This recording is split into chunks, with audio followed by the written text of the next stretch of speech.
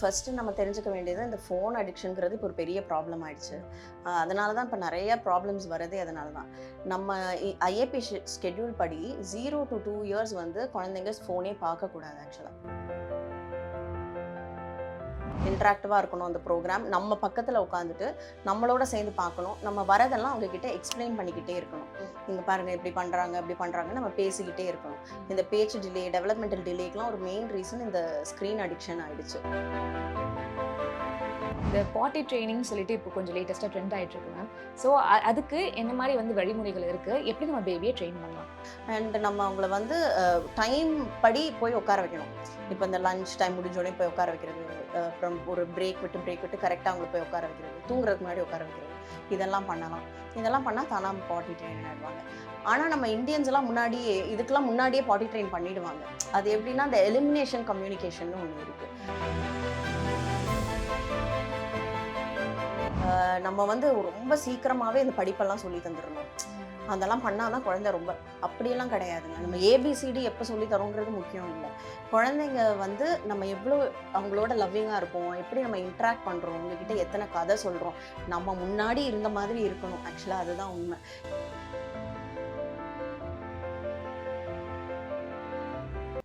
IBC மங்கினர்களுக்கு வணக்கம். இன்னைக்கு நம்ம கூட டெவலப்மெண்டல் பீடியாட்ரிஷியன் டாக்டர் காவேரி தான் இருக்காங்க. வணக்கம் மேம். வணக்கங்க. எப்படி இருக்கீங்க? நல்லா இருக்கேன். நீங்கள் எப்படி இருக்கீங்க? நான் ரொம்ப நல்லா இருக்கேன் மேம். இந்த வேக்சினேஷன் ஷெடியூலே ஒரு 25 வேக்சின்ஸ் அந்த மாதிரி இருக்கும். பட் மெயினான இந்த வேக்சின்ஸ் நம்ம ஸ்கிப்பே பண்ணக்கூடாதுன்னா ஒரு டாப் 5 என்ன சொல்வீங்க? நம்ம நேஷ்னல் இம்யூனைசேஷன் ஸ்கெட்யூல்னு இருக்குது. அதில் இருக்கிற வேக்சின்ஸ் வந்து எல்லாமே நம்ம வந்து போடணும். அதில் வந்து கம்பல்சரி வேக்சின்ஸ்னு மேண்டேட்ரி வேக்சின்ஸ்னு இருக்கும்.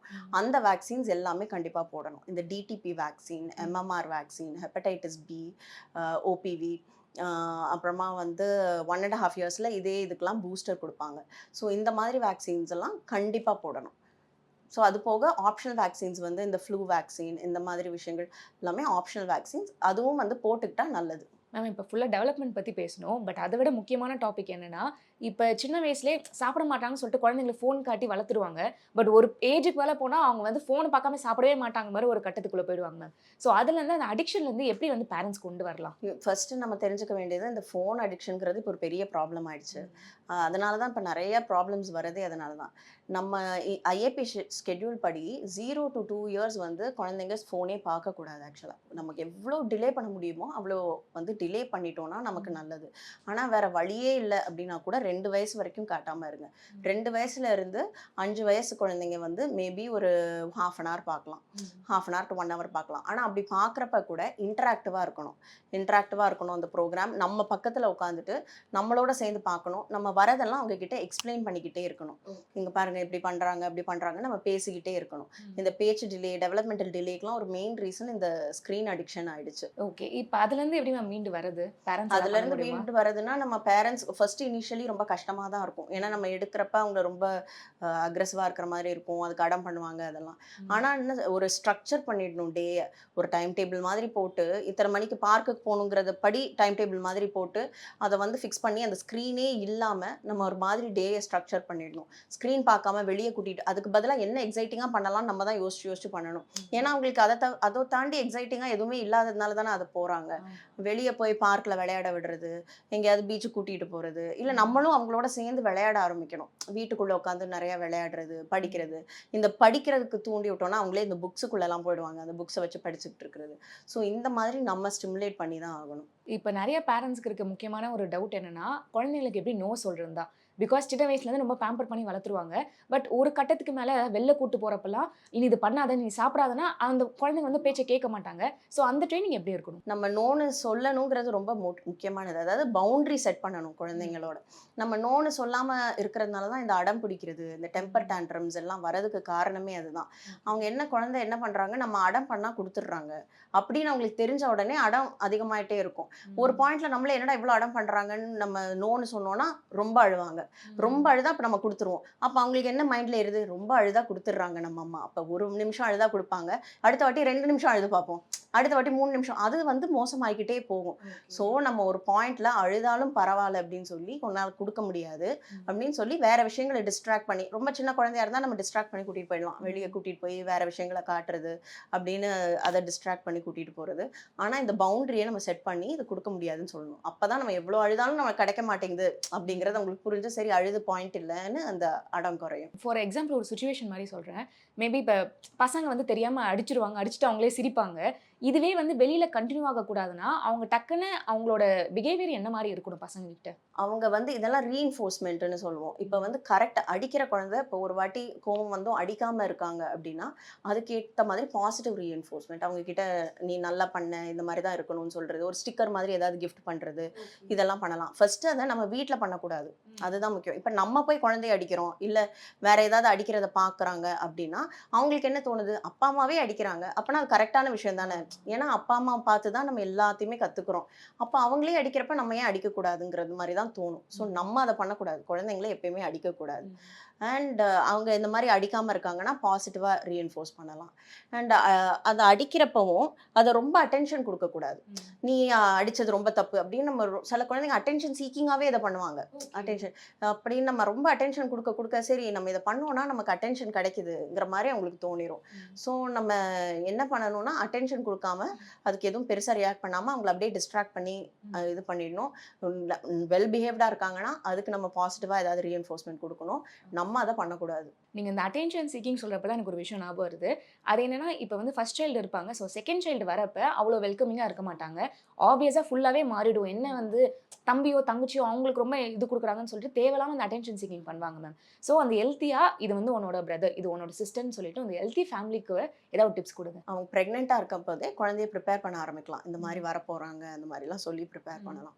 அண்ட் நம்ம எப்பயுமே ஃபர்ஸ்ட்டு குழந்தை இருக்கிறப்ப 2வது குழந்தை பொறக்குறாங்கன்னா, நம்ம கண்டிப்பா 2வது குழந்தைக்கு டைம் நெறைய குடுக்குற மாரி தான் இருக்கும். ஏன்னா ஃபீட் பண்ணணும், அதெல்லாம் இருக்கும்.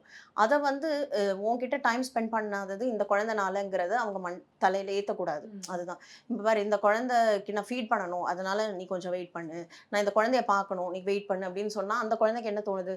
அப்ப இந்த குழந்தை வந்ததுனால தான் அம்மா நம்ம கூட டைம் ஸ்பெண்ட் மாட்டேங்கிறாங்க. அப்படின்னு தோணுது. ஸோ நம்ம அத அப்படி பண்ணவே கூடாது. அந்த குழந்தையையும் நம்ம எல்லாத்துலயும் இன்வால்வ் பண்ணிக்கணும். தம்பிக்கு டயப்பர் எடுத்துட்டு வா. நம்ம 2 பேரும் சேர்ந்து இத பண்ணலாமா? 2 பேரும் சேர்ந்து குளிப்பாட்டலாமா? ஓ! அப்படின்னு அவங்களையும் இன்வால்வ் பண்ணிக்கலாம். அவங்களையும் நம்ம எவ்வளோ இன்வால்வ் பண்ண அவங்களும் ரொம்ப அக்செப்டிங்கா ஆயிடுவாங்க. ஓ! நமக்கு நம்ம ஃபேமிலி அப்படிங்கிற அந்த உணர்வு அவங்களுக்கும் வரும். இந்த குழந்தை பொறந்ததுனால தான் நமக்கு டைம் கிடைக்கல அப்படின்னு தோணுச்சுன்னா, அது அதிகமாகிக்கிட்டே தான் போகும்.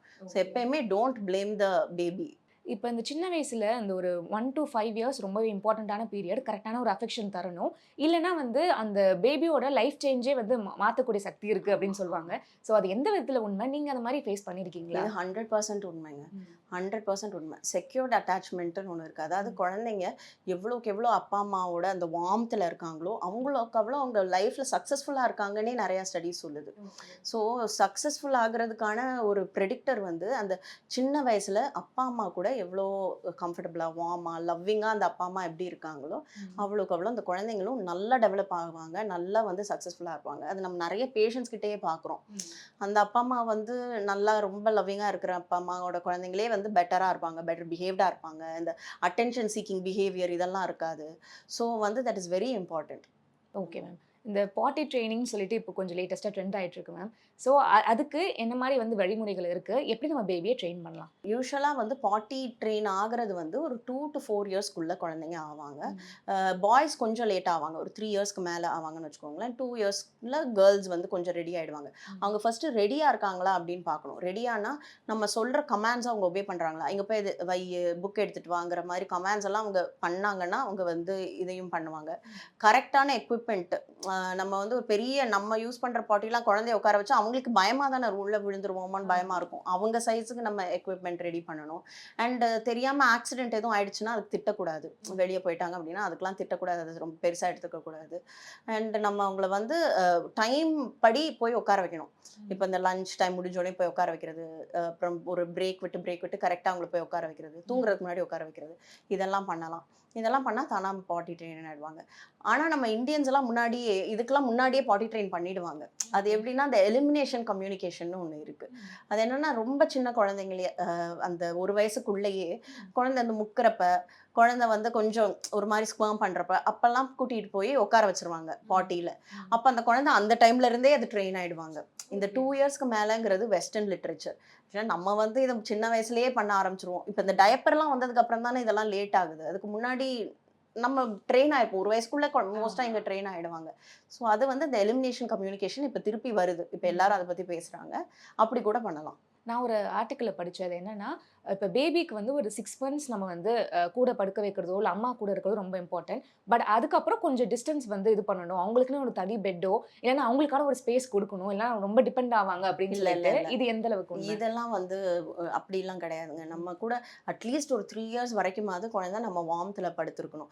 இப்ப வந்து முன்னாடி இந்த வெஸ்டர்ன் லிட்டரேச்சர்லலாம் வந்து என்ன சொல்லுவாங்கன்னா, கூட பொறந்திருந்தா நம்ம ஒரு வேளை ரோல் பண்ணி குழந்தைய ஏதாவது ஸ்குவிஷ் பண்ணிருவோமோ, அந்த ஒரு பயம் இருக்கும். ஆனா இங்க நம்ம அத எப்பயுமே நம்ம ஃபாலோ பண்ணதில்ல.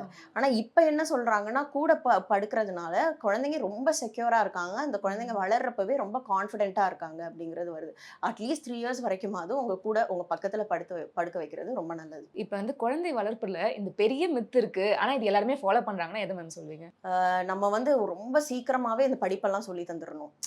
அதெல்லாம் பண்ணா தான் குழந்தை ரொம்ப அப்படியெல்லாம் கிடையாதுங்க. நம்ம ஏபிசிடி எப்ப சொல்லி தரோங்கிறது முக்கியம் இல்ல. குழந்தைங்க வந்து நம்ம எவ்ளோ அவங்களோட லவ்விங்கா இருக்கோம், எப்படி நம்ம இன்டராக்ட் பண்றோம், உங்ககிட்ட எத்தன கதை சொல்றோம், நம்ம முன்னாடி இருந்த மாதிரி இருக்கணும். ஆக்சுவலா அதுதான் உண்மை. இப்ப நம்ம அவங்கள சின்ன வயசுலயே ஃபோனிக்ஸ் கிளாஸ்ல போடுறது, சின்ன வயசுலயே அந்த அளவுக்குலாம் நம்ம எதுவுமே பண்ணணும்னு தேவையில்ல. அவங்க கூட நம்ம லவ்விங்கா விளையாடிக்கிட்டு இருந்துட்டு, அவங்கள வந்து பாட்டு சொல்லி, ஸ்டோரி சொல்லி, இந்த மாரி நம்ம இருந்துகிட்டு இருந்தாலே போதும். அவங்களுக்கு இத சொல்லி தரணும், இந்த கிளாஸ்ல போடணும், சின்ன வயசுலயே போய் எல்லாத்துலயும் சேர்த்து விட்டுறணும். இதெல்லாம் வந்து தேவையே இல்ல. ஆனா, இப்ப அந்த காம்படிஷன் ரொம்ப அதிகமாயிடுச்சுன்னு நெனைக்கிறேன் மேம். பிகாஸ் இந்த 5 இயர்ஸ்க்குள்ள அந்த பிரெயின் டெவலப்மென்ட் நீங்க சொன்ன மாரி அதிகமா இருக்கனால, நீ லாங்குவேஜஸ் எத்தன கத்துக்கிறியோ கத்துக்கோ, ஸ்போர்ட்ஸ் கத்துக்கோ, பியானோலாம் வாசிக்கிறாங்க. ஸோ, அது வந்து மத்தவங்களுக்கு பார்க்குறப்ப பரவால்ல, இந்த வயசுல இந்த குழந்தை இதெல்லாம் பண்ணுதுன்னு தெரியும். ஆனா, அவங்களுக்கு அது பிரஷரான சிச்சுவேஷன்ல போடுமா? ஆமா. அந்த மாரி நம்ம இவ்ளோ இதையும் பண்ணணும்னு நம்ம பண்ண தேவையில்ல. நம்ம வந்து வீட்ல என்ன பண்ண முடியுமோ, அந்த மாரி ஸ்டிமுலேட் பண்ணிக்கிட்டா இருந்தாலே போதும். அவங்களுக்கு நம்ம சொல்ற மாரி ஸ்டோரி சொல்றது இதெல்லாமே ரொம்ப ஸ்டிமுலேட்டிங். அந்த ஃபர்ஸ்ட் 5 இயர்ஸ்ல அத தான் நம்ம ஸ்டிமுலேஷன்னு சொல்றோம். போய் கிளாஸ்ல போடுறதோ, டியூஷன்ல சேர்க்கிறதோ அதெல்லாம் ஸ்டிமுலேஷன்னு சொல்லல. இந்த மாரி நம்ம கூட அவங்க சேர்ந்து பண்றது. நம்ம கூட இப்ப சமைக்கிறோம்னா, நம்மள வந்து ஹெல்ப் பண்றது. பாத்திரம் தேய்க்கிறோம்னா, அதுல வந்து ஹெல்ப் பண்றது. அப்புறம் இப்ப சப்பாத்தி போடுறோம்னா, அவங்கள நம்ம ஒரு கொஞ்சம் சப்பாத்தி மாவு குடுத்து இதுல ஏதாவது பண்ணிட்டு இருந்தா, அத வச்சு பண்ணிக்கிட்டு இருப்பாங்க. இந்த மாரி தான் சொல்றது ஸ்டிமுலேஷன்ங்கிறது. இப்ப போய் இதெல்லாம் இந்த வயசுலயே போடணும்னு தேவையில்ல. அந்த கிளாஸ் போறதெல்லாம் 5 வயசுக்கு மேல நம்ம பார்த்துக்கலாம். இப்ப எல்லாருக்குமே இருக்கும்ல, இப்ப என்னவா ஆக போறாங்க அப்படின்னு சொல்றப்ப, அந்த எக்ஸ்போஷர் நம்ம குடுக்க, குடுக்க அந்த குழந்தைக்கு புடிக்க ஆரம்பிக்கும் அப்படின்னு சொல்வாங்க. ஃபார் எக்ஸாம்பிள் சின்ன வயசுல இருந்தே இப்போ ஒரு அப்பா ஃபுட்பால் பிளேயரா இருக்காங்கன்னா, சின்ன வயசுல இருந்து கிரவுண்டுக்கு போய் அந்த குழந்தைக்கு புடிக்க ஆரம்பிச்சு, சின்ன வயசுல இருந்து அத பர்ஸ்யூ பண்ண ஆரம்பிப்பான்னு சொல்வாங்க. சோ அது எந்த அளவுக்கு உண்மை மேம்? அது மாரி ஒரு குறிப்பிட்ட ஏஜ்ல நம்ம எல்லாருமே எக்ஸ்போஷர் குடுக்கணுமா அவங்களுக்கு? நம்ம இப்ப ஸ்போர்ட்ஸ்ன்னு எடுத்துக்கிட்டாலே, இப்பலாம் என்ன சொல்றாங்கன்னா, 9 இயர்ஸ் வரைக்கும் எந்த ஒரு ஸ்பெசிஃபிக் ஸ்போர்ட்லயும் போடாதீங்க. இந்த இது வந்து ஃபுட்பால் மட்டும் தான், டென்னிஸ் மட்டும் தான், அந்த மாரிலாம் போட தேவையில்ல. Expose them to everything. எல்லாமே ஒரு ஒரு ஓடுறது, அத்லெட்டிக்கா இருக்கட்டும், ஒரு ராக்கெட் ஸ்போர்ட் சும்மா போய் விளையாடட்டும், பாஸ்கெட் பால் இது மாரி எல்லாத்துலயும் போடட்டும். அப்படி போட போட இந்த 9 இயர்ஸ்க்கு மேல தான் வந்து அவங்களுக்கே வந்து ஒரு அப்ப வந்து ஒரு வெல் ரவுண்டடா இருக்காங்க குழந்தைங்க அப்படின்னு சொல்றாங்க. ஸோ நம்ம சின்ன வயசுல இருந்தே இதுல ஒண்ணுல போட்டு அப்படி கொண்டு வரணுங்கிறதெல்லாம் வந்து ஓகே. தேவையில்ல. அவங்களுக்கான ஒரு எக்ஸ்போஷர் குடுத்தா மட்டும் எக்ஸ்போஷர் போதும். எல்லாத்துலயும் பாக்குறது. எக்ஸ்போஸ் பண்ணுங்க. அவங்களுக்கு என்ன பிடிக்குது, ம். அதுல இருந்து அவங்களுக்கு என்ன பிடிக்குதோ அவங்க சூஸ் பண்ணட்டும். நமக்கு பிடிச்சத அவங்க கிட்ட போய் நம்ம சொல்லணும்னு தேவையில்ல. ஓகே. ஆனா ஒரு 9 இயர்ஸ்க்கு மேல தான் அவங்களுக்கே தெரியுமா, இதுல தான் ஆமா, நமக்கு இன்ட்ரெஸ்ட் ஆமா. இருக்கு அப்படின்னு சொல்லிட்டு. இவ்வளவு நேரம் என்னோட கேள்விக்கு ரொம்ப பொறுமையா பதில் சொன்னீங்க மேம். கண்டிப்பா பாக்குற ஆடியன்ஸும், பேரண்ட்ஸ்க்குமே ரொம்ப ஹெல்ப்ஃபுல்லா இருக்கும்னு நெனைக்கிறேன். Thank you so much ma'am. Thank you.